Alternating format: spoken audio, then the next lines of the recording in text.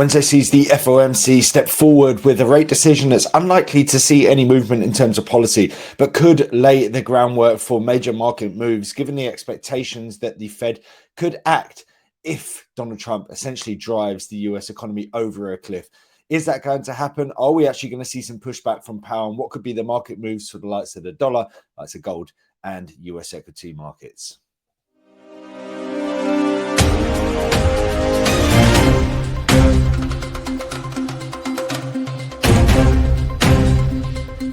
So first and foremost, we can see here that the recent inflation data has actually shown the CPI numbers of both headline and core CPI cooling somewhat.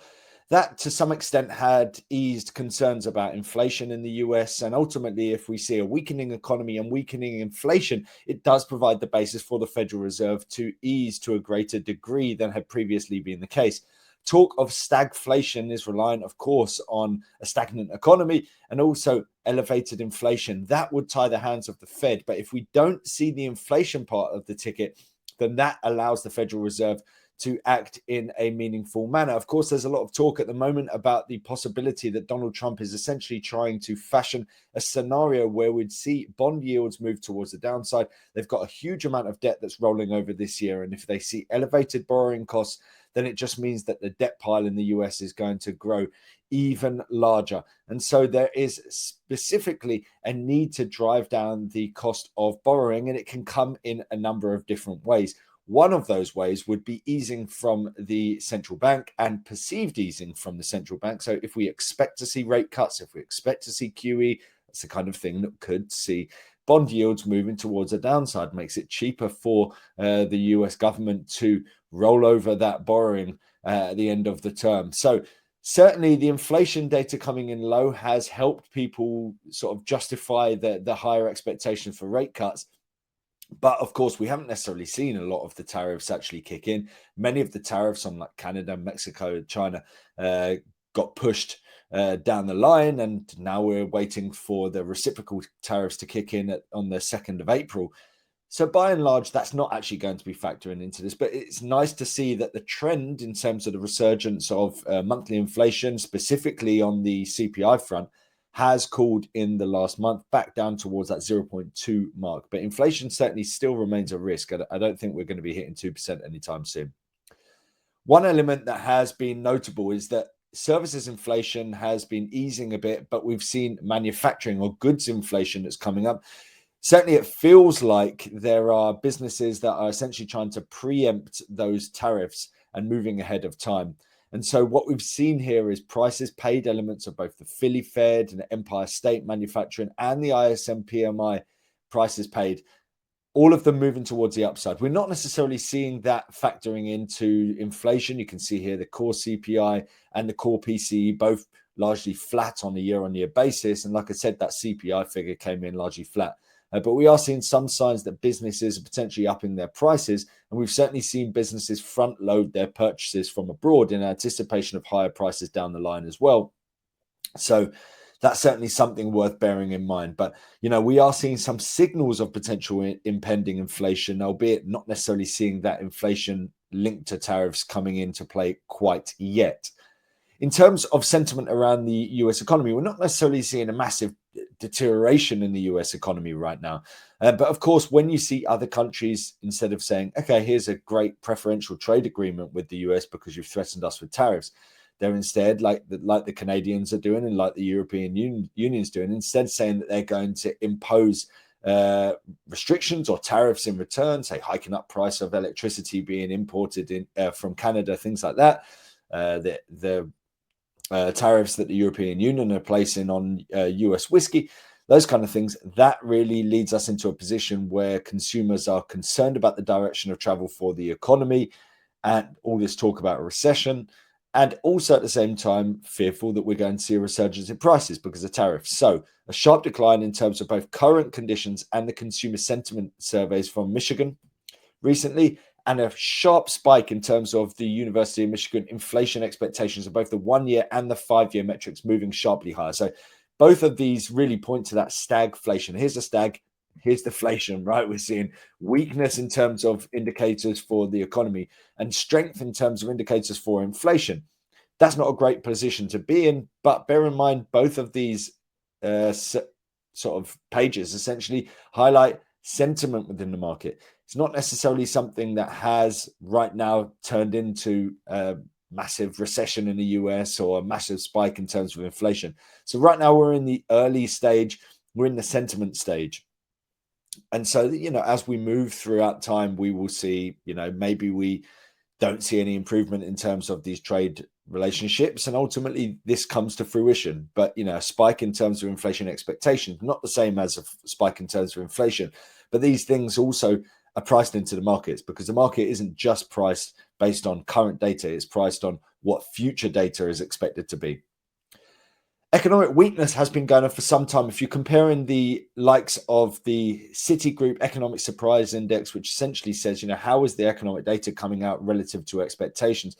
It's been declining for quite a while now. I mean, it's now below that 0 mark, so it's in negative territory. But you can see here that it is largely tied up with the 10-year yield. So we're talking about how Donald Trump could drive down the cost of borrowing. Well, it will come with economic weakness as part of it.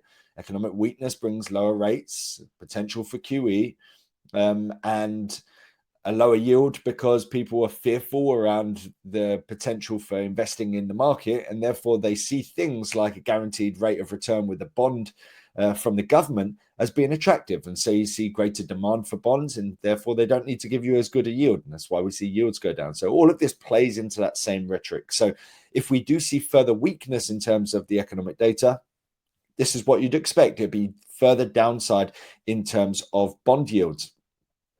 One of the things that we've been seeing off the back of that is the weakness for the US dollar. Now, ultimately, you don't necessarily just see these things in isolation. So generally, if you're looking at weakness in terms of bond yields, you might also see weakness in terms of global bond yields. But if you see the relationship between them, what we've been seeing is this is very much a US-centric thing at the moment. The idea that we're going to see a recession in the US doesn't mean we're going to see a recession in Australia or the UK or the Eurozone or China. This is a US-centric thing at the moment.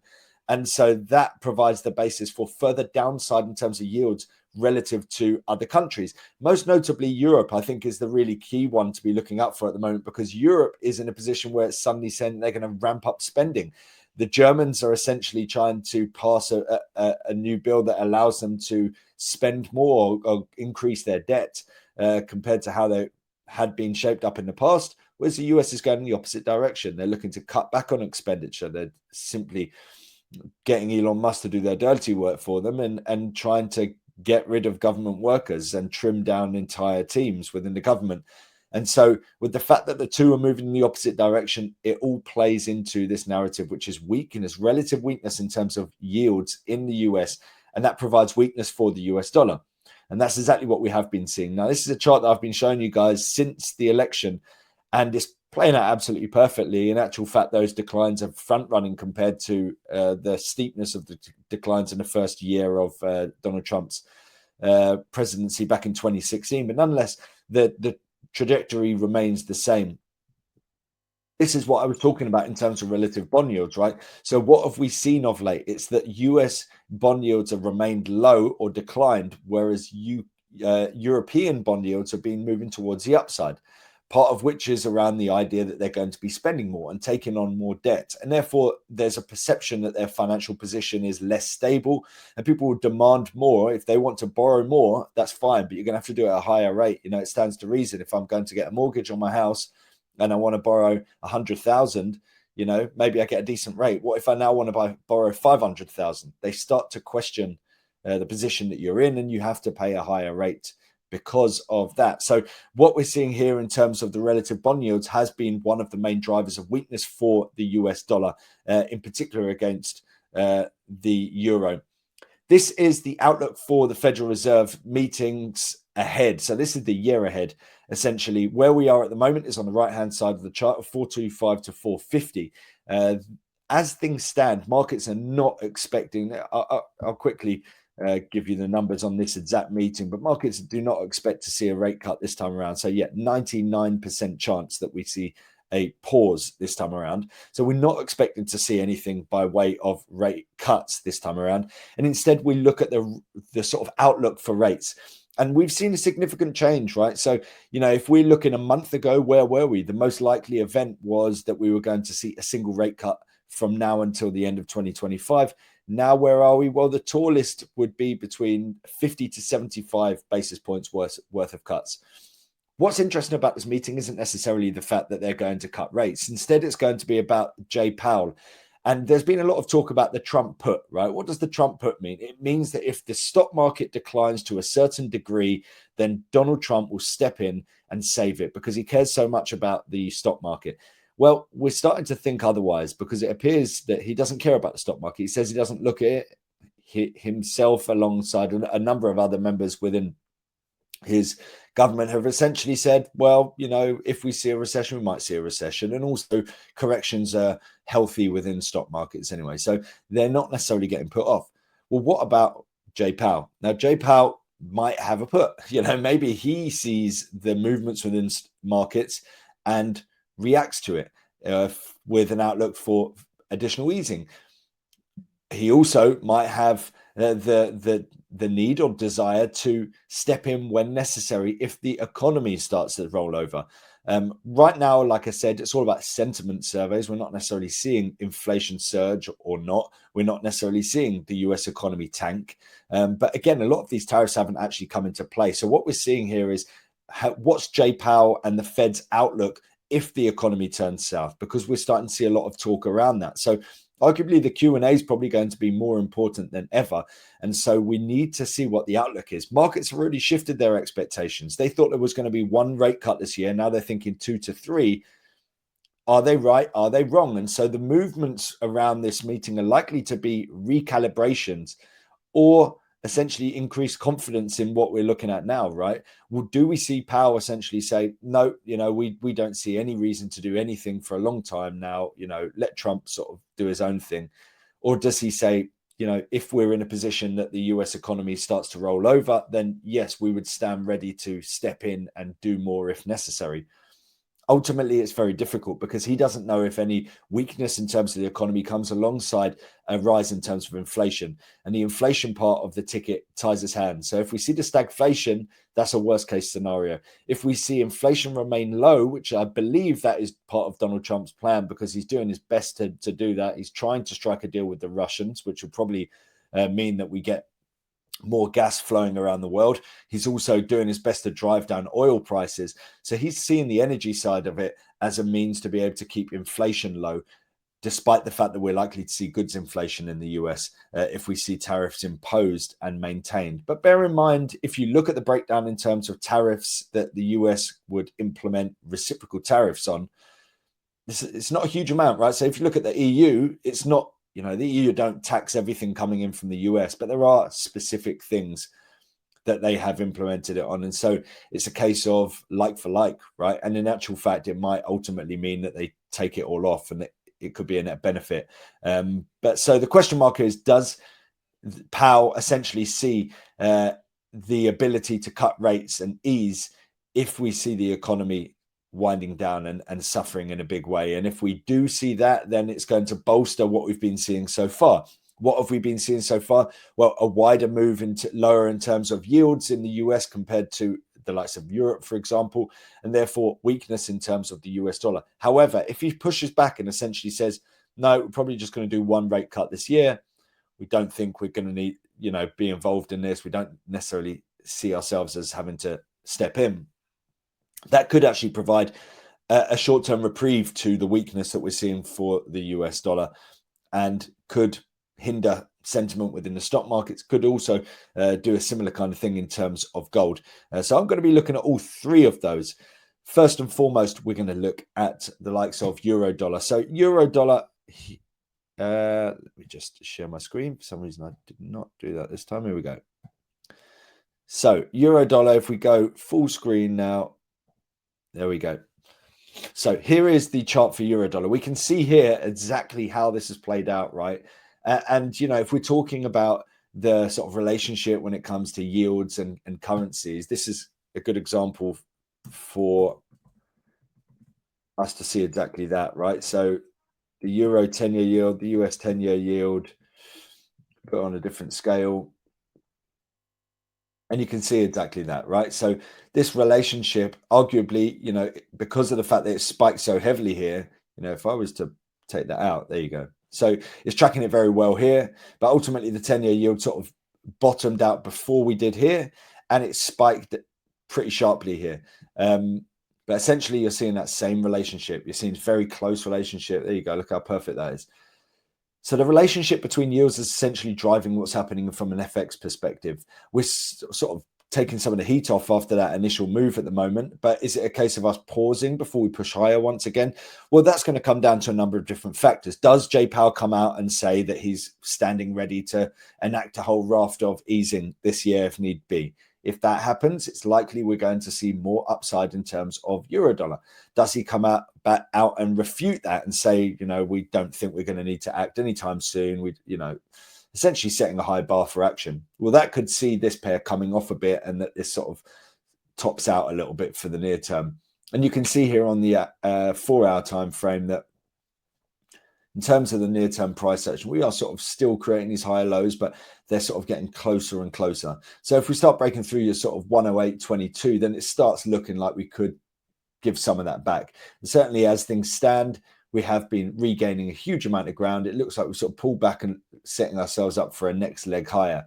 But this announcement is going to be really key within that. If you look at price action from a wider perspective, very clearly it is in a bearish trend, right? So let's look at, say, the monthly time frame and see if we get any sort of trend line resistance coming into play here.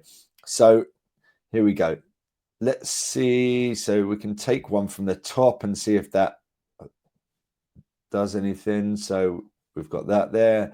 We've got this arguably there, probably not there. Okay, let's go there and then we'll move that. So, okay, we've got this up here as well, and then that comes down into those peaks. So it's sort of roughly the same kind of area, really. And so you're looking here in terms of a potential area of resistance for us to roll over. Now, we've already done that, right? We saw a double top formation. We've rallied very sharply. Are we seeing a retracement that could potentially roll over once again? Well, at the moment, you're saying we haven't taken out all of the fib levels. So 109.7 essentially is your big resistance level up ahead, the next one to challenge. But like I've shown you, from a historical perspective, Trump isn't necessarily good for the dollar. And certainly that plays into his narrative about being, pro sort of positive shifts in terms of trade. If we saw a strong dollar, then it weakens their hand in terms of global trade. So, for all of the talk of not wanting to lose the sort of reserve status of the US dollar, that may be one thing, but it doesn't necessarily mean that he wants to see the US dollar strengthen. So it's going to be a really interesting one. And like I've shown you, it all comes down to yields, really.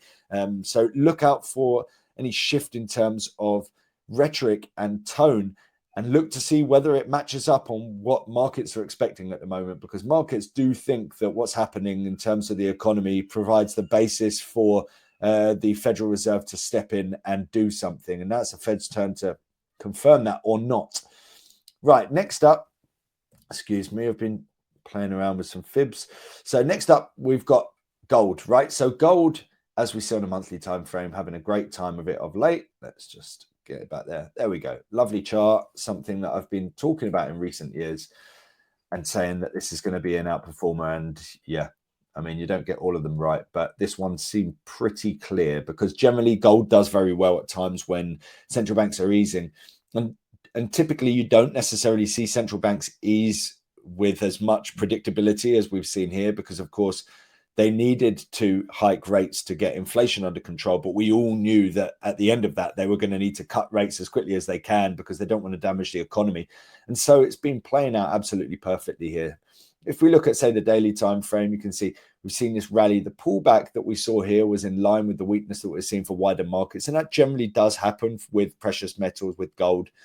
For all this talk of it being a haven, if you're seeing widespread selling across the board, gold will go down with it as well, because positions are liquidated and people just essentially get out of everything that they're in. But we're back in business, up to 3,000, a record high being hit on Friday. And we're looking to head higher once again.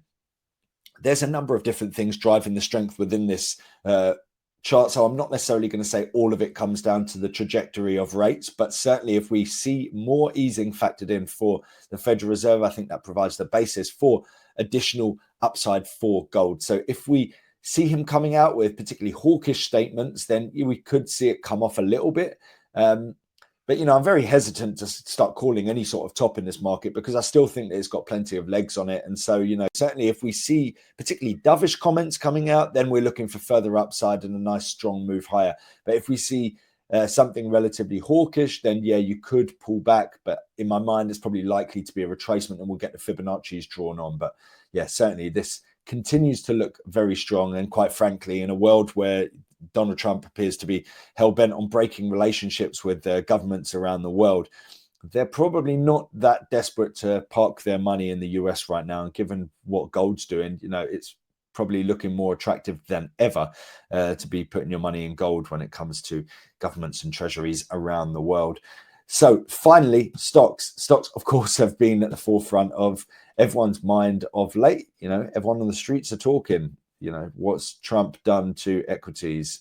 Tech at the forefront of that, quite frankly. Ultimately, if you've got a pension, if you've got a S&P tracker, you're going to be very heavily geared towards big tech. And so the Nasdaq has been leading the declines, but we could have seen a bottom. We've certainly seen some signs that it's holding up well. You can see here the 61.8 fib. We've tagged it. We're now we closed with a strong end to last week, and now we're starting to move higher once again. There is, of course, still a very good chance we see further downside because there's a lot of uncertainty within the market right now, right? All the reciprocal tariffs, it could get worse and worse. But maybe it doesn't. I think there's also a case to be said that ultimately right now we're presuming the worst, but there could be a best. And the best could be Ukraine, Russia, end of the war. Suddenly, Russia shipping their gas through the pipelines through Ukraine into Europe. So inflation comes down. We could see a position where agreements are made in terms of trade deals. And suddenly the sort of tariffs are off by and large. And instead we're talking about, like we saw last time when Donald Trump was in power, it was talking about we've just struck a $500 billion deal with China and they're going to buy all of our agricultural goods and they're going to invest in our country, blah, blah, blah. We've already seen some signs of that, right? So it can quite quickly switch from a very negative narrative into a positive one.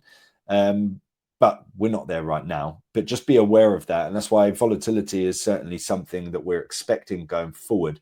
But look, we've broken through trendline resistance. We've come off this 61.8. We've tagged it 1, 2, 3 times, pushed higher. This little double bottom formation here for the Nasdaq. So there is the basis for us to see some gains over the near term. But certainly, I'm not necessarily in a position where I'm going to say this is the bottom for this market. There's a great deal of uncertainty still ahead. We don't necessarily know how it's going to play out. And arguably, the fact that we've got this huge amount of US debt maturing this year does provide the basis for Trump to essentially take a lot more of a hard line because it actually benefits them from a financial perspective in terms of trying to drive down bond yields, trying to drive down the borrowing costs, and essentially rolling over that debt at much more favorable terms. So that could provide the basis for us to have a longer, more jittery, more uncertain period without him desperately needing to find an agreement straight away. Instead, he can take a harder line on some of these negotiations. But like I said, as things stand, we've broken through trendline resistance, got this little double bottom formation, 61.8. We could have a bit of a relief rally, but I wouldn't necessarily say that that's going to be a straight move back up to record highs. I think there's as good a chance that we sort of pop for a little bit and then maybe drop back down, maybe get to the 76.4 fib, which is 184.25. But who knows? It's anyone's guess ultimately when it comes to exactly how things are going to play out with Donald Trump and the tariffs. Everyone's speculating what he could be trying to do. Maybe we're giving him too much credit here, thinking he's smart enough to completely wrangle this entire situation and guide the economy in one direction and then renew all of the loans that are needed for this year, and then suddenly just see a massive recovery for the economy. And who knows? But there's certainly the possibility that could be playing out. And as it stands, you're looking at a market that by and large has been a great one to be investing in. So sell it at your peril. We're not in the same position as we have been in the past. We're not in a position where we're seeing huge inflation coming into play. We're not in a position where we're seeing lockdowns and everyone's sitting around in their pajamas.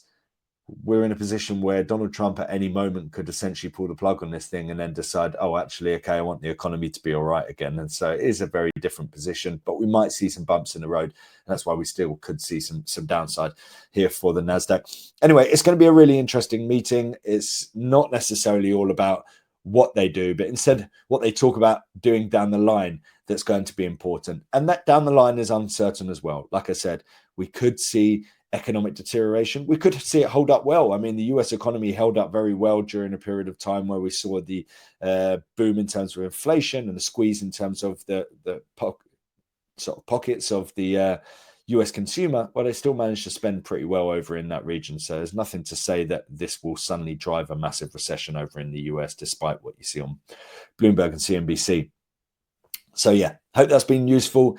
Continue to check out our channels for the short video content I'm doing on a daily basis alongside some of these previews. I hope it's been useful. Have a great day. Good luck trading and take care of yourself. My name is Josh Mahony, Chief Market Analyst at Scope Markets.